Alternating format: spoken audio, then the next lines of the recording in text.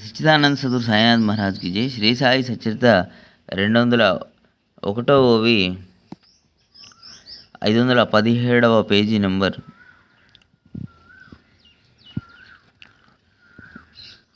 35వ అధ్యాయం. బాగా పడగ విప్పి చక్కగా అక్కడ కూర్చుంది.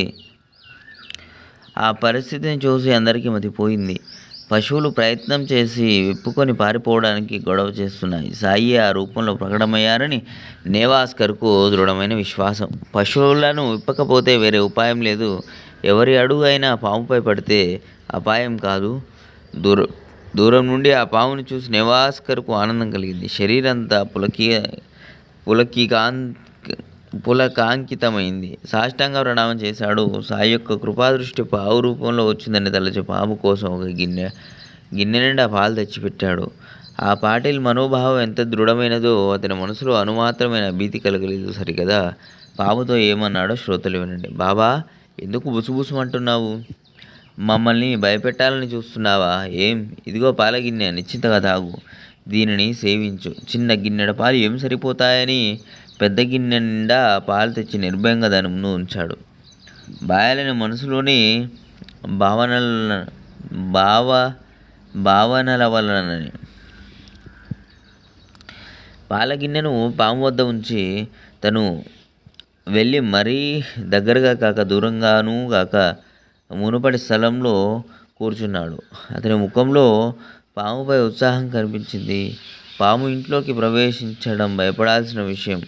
అందరి మనసులు ఒకేలా ఉంటాయా? ఆ ఆపద ఎలా తొలగిపోతుందా అని అందరూ ఆందోళన పడ్డారు. బయటికి పోవడానికి భయం. పాము కానీ ఇంట్లోకి దూరిందా ఇక బయటికి రావడం కష్టం. అందుకని అందరూ దాని మీదే కన్నేసి కూర్చున్నారు. అయినా పాము తృప్తి చెంది అందరి దృష్టిని తప్పించుకొని ఎటువైపు వెళ్ళిపోయిందో తెలియలేదు. అందరికీ ఆశ్చర్యం కలిగింది. కొట్టమంతా వెతికినా దాని ఆచూకీ అసలు దొరకలేదు. కొందరి మనసులు కుదుటపడ్డాయి. కానీ నివాస్కర్ మనసులో బాధ. కొట్టంలోకి ప్రవేశించినప్పుడు కనిపించినట్లుగా వెళ్ళేటప్పుడు కూడా కనిపించి ఉంటే బాగుండేది అని అతని బాధ. బాలాకు 2 భార్యలు, పుత్రులు చిన్నవారు. నివాసా నుండి అప్పుడప్పుడు బాబా దర్శనానికి వచ్చేవారు. బాబా వారిద్దరికీ చీరలు, రవికలు కొని ఆశీస్సులతో వచ్చేవారు. ఇలాంటి భక్తుడు బాల. ఈ సచరితలోని మార్గం సరళమైనది.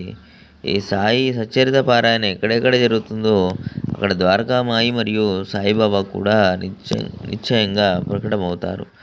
అక్కడే గోదావరి తీరం, అక్కడే సమీపంలో షిరిడీ క్షేత్రం, అక్కడే ధునితో సహా సాయి ఉండి స్మరించినంత మాత్రాన కష్టాలను నివారిస్తారు. సాయి చరిత్రను పారాయణ చేసే చోట సాయి ఎల్లప్పుడూ నివసిస్తుంటారు. భక్తిపూర్వకంగా చరిత్రావర్తన చేస్తే సాయిబాబా ప్రసన్నులవుతారు. తర్వాతి ఓవి నుంచి మరో వీడియోలో చదువుకుందాం. సచ్చిదానంద సద్గురు సాయినాథ్ మహారాజ్కి జై. 220వ ఓవి నుంచి మరో వీడియోలో వస్తుంది. Thank you.